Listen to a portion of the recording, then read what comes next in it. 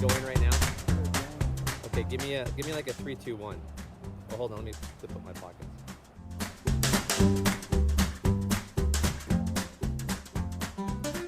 Oh, hello, and welcome to the beautiful Payette River. As a staff team, we've been trying to decide what we can do to try and support people as we're cooped up at home in our shelter-in-place orders. And we had some ideas, some stuff is coming out. Garrett's gonna do some elements of guessing what's in a can. James is gonna do minute mysteries by his fireside. And I couldn't figure out what to do. And I've been thinking a lot about all of you people that we've spent a lot of time with out on the rivers and on the rocks and in the mountains. And one of those things that are really important to me and that have proven to be valuable to groups is stories. And as we're sitting at home or sheltering in place, we thought that maybe it'd be cool to share some of those stories. And so Garrett Kepke and I came out here and thought we'd tell a few of them, share them with you guys. Maybe they're worth something, maybe they're not.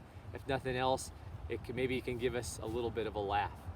And so as we've been inside a lot, been thinking of how we got to this place with YD and ministry and the people. Lots of names and faces have been coming through our minds and our hearts, and it's reminded us of some stories. And one of those stories reminded me of my first ever time with YD.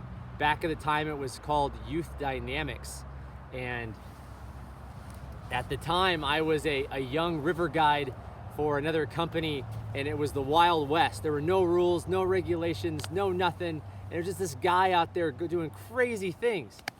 And the rafting community often can be a little bit wild, and I was 17, 18 years old at the time, and a family friend suggested that I go out and try hanging out with these Christian rafters. And I had been raised in a evangelical right-wing Christian home and was in the midst of trying to discover all of what the world had to hold. And when my friend's dad told me about YD, Youth Dynamics, I thought, oh no, they're gonna make me paddle down the river with a Bible or something like that. But I really respected him, so I went and showed up, and it was my first days on the Wenatchee River. I was waiting and waiting. I was early for one of the first times in my young adult life. And then here comes the raft van. At the time, it was this big orange van, and there were all this stuff, and I was really nervous.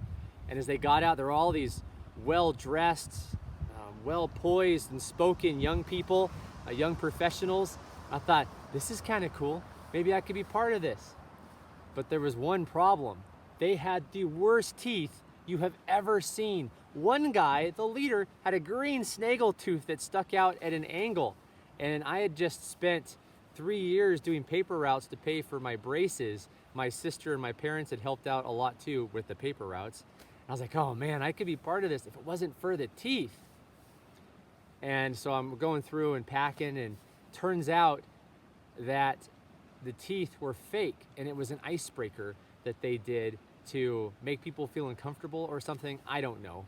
But I was so relieved when the teeth were fake and was able to, engage. And so YD became something that I spent a lot of time doing rafting trips on the Wenatchee and doing some climbing. And then the second summer, did my first Salmon Rivers trip. And that's the story I really wanted to tell anyways. And it was James Chittister, our program manager, calls the story, the day I became a man. And so it started out with my buddy Benny driving me in his older brother's Miata to Ellensburg, Washington. So we had two 17-year-old guys in a fast little car driving there. I had this most ridiculous hat on ever. It was this straw hat, and I thought it was the coolest thing ever. And I had one bag over my shoulders, and I had flip-flops. Show up, my buddy drops me off at the Loves in Ellensburg, and there I waited. I had like $7 in my pocket, which in the early 2000s seemed like a lot of money. And no van. They were supposed to meet me at 9 or 10 or something like that in the morning, but no van at all. And I was leaning up against the power box, reading my book, feeling free, my flip-flop dangling in the wind and that kind of stuff. About noon, I got hungry, went into the Perkins there and got French fries, and they still weren't there. Finally, I got hold of them, and the van had broke down, so they had to rent a van. They got a van that had air conditioning, which I think was the first YD vehicle to have air conditioning, and we rode to Lewiston in style. But that first trip was pretty amazing. Had a group of students come down from, I think Ketchikan, somewhere in Alaska, with a Young Life group. And they'd never been to the desert, and I'd never been to Alaska, and I'd never been on an extended river trip before, and I did everything wrong. I didn't put sunscreen on, so I got sunburned, and I'm supposed to be one of the guides. I didn't have proper footwear because my sandals broke and didn't have any money to buy any other ones, so I scrambled around in the sand. Finally, somebody gave me a pair of shoes I could wear, but it was this marvelous coming of age time. I had just learned how to row a boat, and I didn't know how to set the boat up, and there was this big metal table that was right in front of it. So as I was rowing down, if the oar would catch, and it caught often because I wasn't a very good guide, it would catch my knuckles and do this like filet Orion jerky back, and I don't know if you can see it, but I still have the scars on my knuckles to this day from racking it on there. But it was this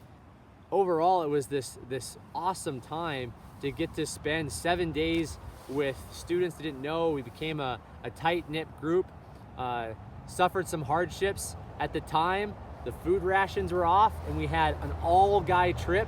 A lot of those guys were wrestlers, and it felt a little bit like the Donner Party. We didn't eat anybody, but we didn't have a lot of food. At the end of the trip, we went to a buffet. We cleaned the place out. One guy ate 9 plates of food. He hadn't complained the whole time. We asked him why he ate so much. He goes, I've been hungry for the last 7 days or so. One funny thing with the trip, they brought on a special guest speaker. And in the late 90s and early 2000s, pranks were really huge, as you could tell with the Snaggletooth.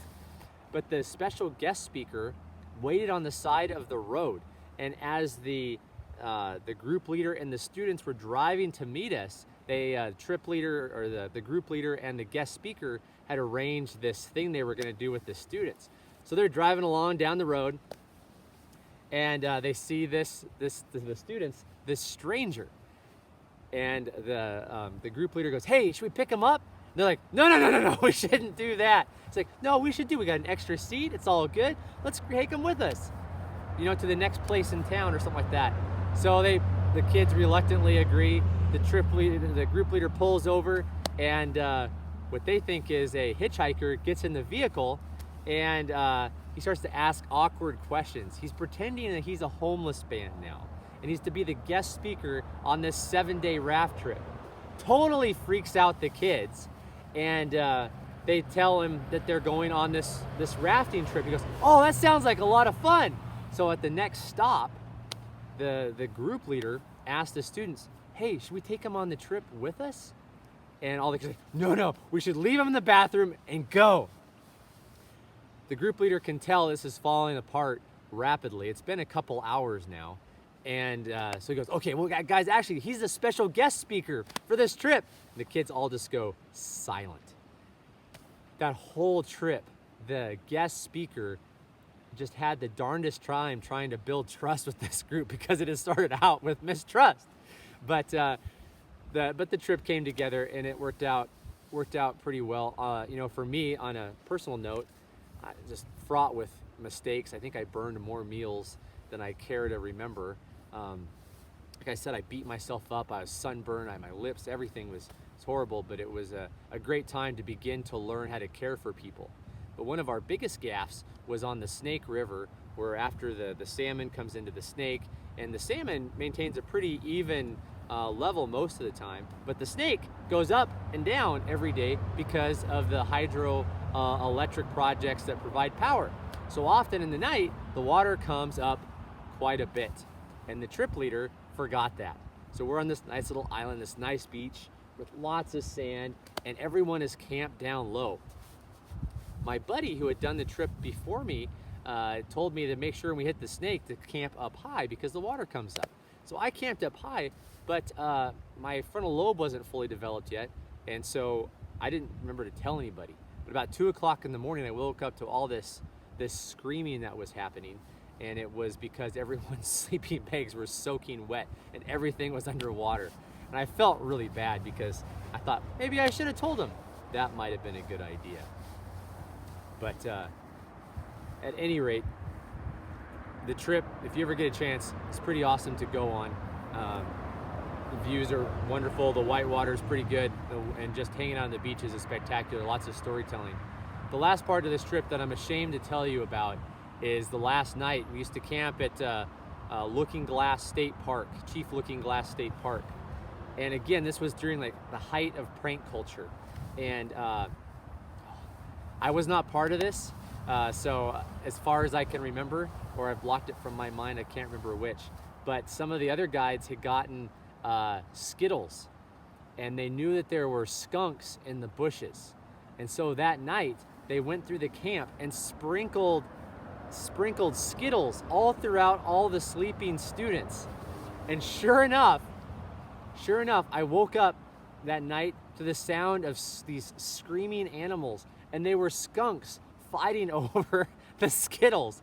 And there used to be a picture, which has probably been destroyed by now, that of the student just sleeping there and these skunks fighting around him for the Skittles. And so as the now director of Idaho, I solemnly vow on this recording that we would never do anything like that, and that's the last time I know of it. And I'm kind of ashamed to say that it ever happened. The ramifications, if someone had woken up and screamed, would have been outrageous. I look back on that time as, with the skunk part, as a nice near miss. Hopefully there was a risk management memo written up and that it was clamped down hard. But yeah, that trip, I'll never forget it. And every time I go down it since, there's a bunch of things to remember. So, like most of my stories, they don't wind up super good. But yeah, excited to share that with you. Maybe someday we can share a trip too. Thanks.